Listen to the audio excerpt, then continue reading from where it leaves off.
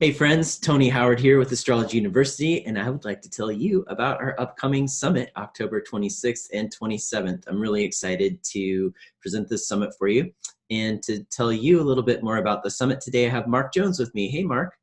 Hi, Tony. Lovely to see you. You too. So Mark is one of 12 astrologers who are going to be presenting talks for you over 2 days.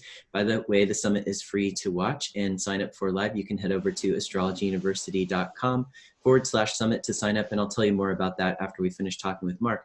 But Mark's talk is called The Power of Perseverance and Belief. So Mark, can you tell folks a little bit about what you're going to share with them? Of course. Well, when you invited us to this Tele Summit, Tony, you were really, I think, wanting to reach out to something positive and transformational that astrology can offer and relate to in a world where, I'm sure many people are aware there's a lot of collective struggles, really, and individual struggles. And as a therapist and an individual guiding people through their difficult times, I'm all too aware of that. And instead, we chose to pick a subject. What does astrology have to say about those moments where people go through challenges, or in my case, I'm focusing on primarily physical challenges or restrictions that people had, adversity that they faced on a biological or physical level, and then in staying with it. So an example being the dancer Gwen Verdon, who was born with Saturn square the nodes and who had a limp from a childhood case of rickets. And when she was 18 months old, she was called Gimpy by her friends. And she walked around with this big orthopedic shoe, and everyone thought she was the kind of lame kid. And then, just a couple of years later, she's in dance classes, and she takes that incredible degree of training and perseverance to overcome the deformity, the struggle. And in overcoming it, she becomes one of the best dancers in the world and inspires people for years and years to come, right later into life, through this incredible stamina that she built up and her partnership with the choreographer Bob Fosse.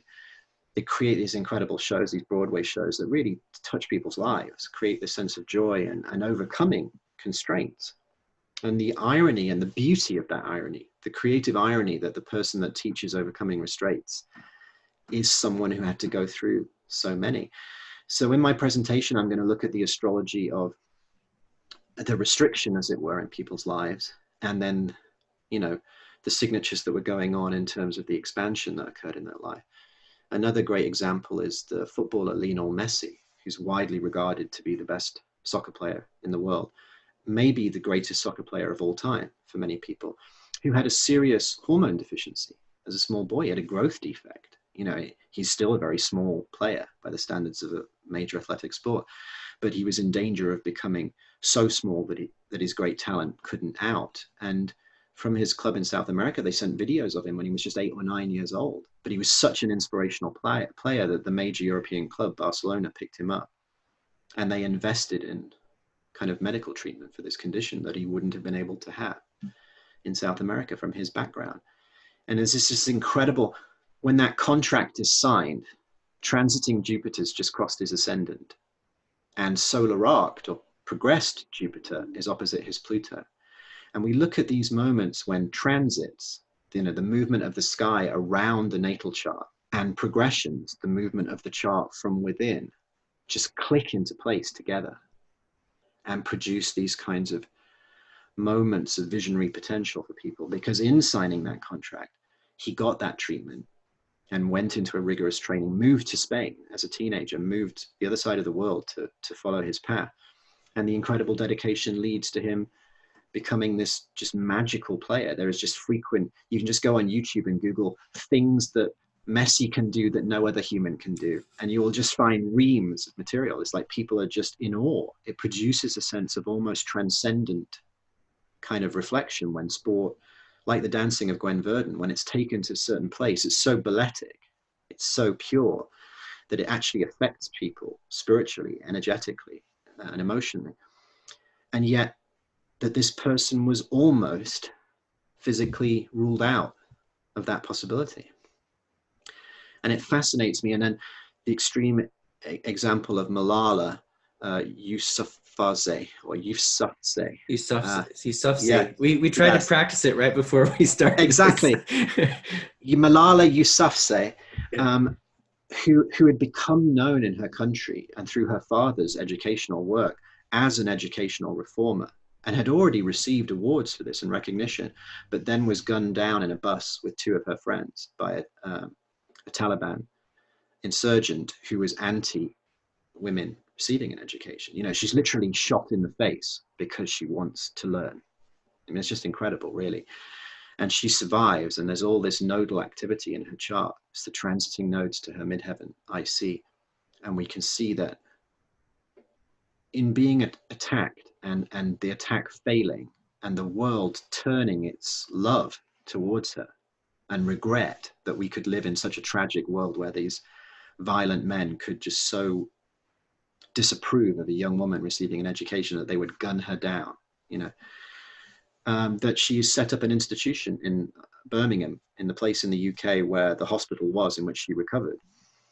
She set up a worldwide institution promoting women's right to education in these kinds of places. And it's just incredibly moving, isn't it, to see the dedication that actually sometimes the phoenix that rises out of the ashes is actually a stronger creature than even the non-scarred version beforehand. It becomes stronger. It's not just that you were the previous person with some scars. It's that people actually grow in moral stature because they stand up again through the pain, through the attack, and they continue. And that power of perseverance to continue in the face of adversity sometimes, that is the power of the human spirit, isn't it? And that astrology can look at these events, and that we're fortunate enough to have access through timing. We can contemplate a view of the astrological archetypes that might help us in our own life, feel the inspirational power of transits and progressions. And if any of us are working with clients or students, to inspire them as well with what's possible. to recognize the potential of it. Yeah, totally. And thanks so much for sharing that with folks, Mark, and what you're going to share at the summit, because it just totally fulfills my intention for the summit, which is to provide people with inspiration in these times, and a specific kind of inspiration, because we're in the midst of the Saturn-Pluto conjunction this year, and it'll be heating up again in December. And I know that I've been hearing stories of adversity, people struggling through difficult times in their lives right now. And I know that lots of my other colleagues have as well.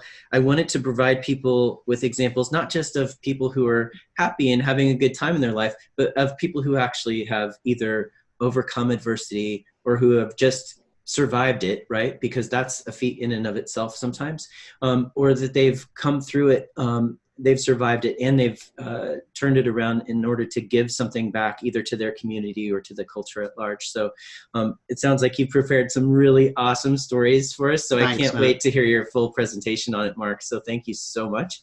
Thanks, Tony. Awesome. And can you tell folks a little bit about what you're working on kind of on the side, so to speak, right now? I know you're working on a book, so maybe you can tell folks a little bit about that.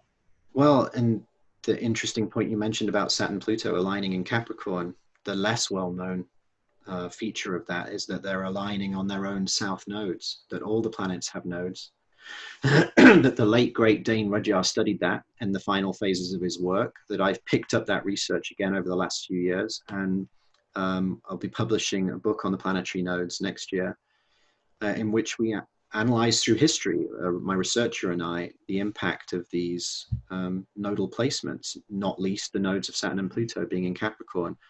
And it just draws this sense of significance about what's happening right now. It's not just a feeling. It's not just, oh, the world just seems to be, you know, really on the edge of something. It is on the edge of something. We are going through a major transition, and we don't need to panic about that, but it does help to understand it on a profound level, if at all possible. And then the other work I'm doing, apart from individual client and student work, which I'm always doing, that regular mentoring every week with people around the world, is I'm starting, as we were talking earlier, to think of some ways of coaching my particular vision of the chart. You know, a course maybe on chart essentials, chart patterns, how to look into a chart to see the different levels of what's going on in a person's emotional and psychological nature, developmental psychology, and then even maybe the level of soul memory, what people are born, what they're carrying. Because that quality of perseverance, when you were speaking, it really made me smile. I mean, it's what we live for sometimes, isn't it? That kind of X factor of that feeling you get sometimes when you rise up inside, you feel your heart soar. You feel it when you listen to great music, and you just feel like you're rising up inside in your life, and you will follow. I felt it when I first saw one of the first Lord of the Rings films, and Aragorn stood up and was like, "Let's do it, people." And I was like, "Yeah, I'll do it, sir." Yeah, yeah. I almost stood up in the theater, and just said, "Yeah, for sure." That kind of sense of I will follow, and I will give of myself. I will give of myself to life because life matters. And I think, to me, that's what inspires me, and astrology can be a fantastic lens for that. It can point us to what's most truly important.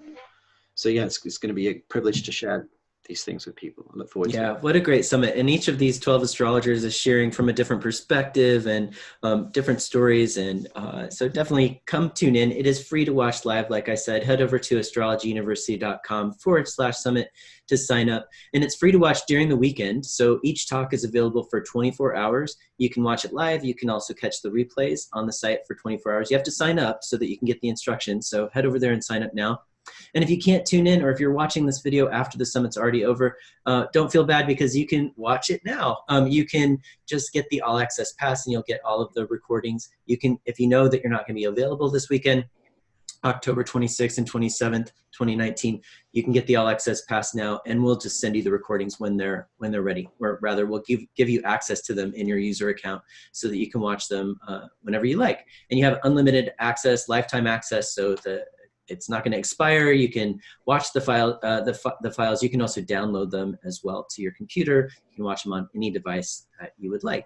So head over there. You'll get all the details and sign up. You can also see the schedule for when Mark is going to be speaking. And his talk is actually live on Sunday at 9 a.m. That's October 27th, 9 a.m. Pacific time. So head over to astrologyuniversity.com/summit for more details. And we hope to see some of you there very soon. And thanks so much for joining me today, Mark. I really appreciate it. Thanks. All right. And we'll see you again very soon, folks. Take care.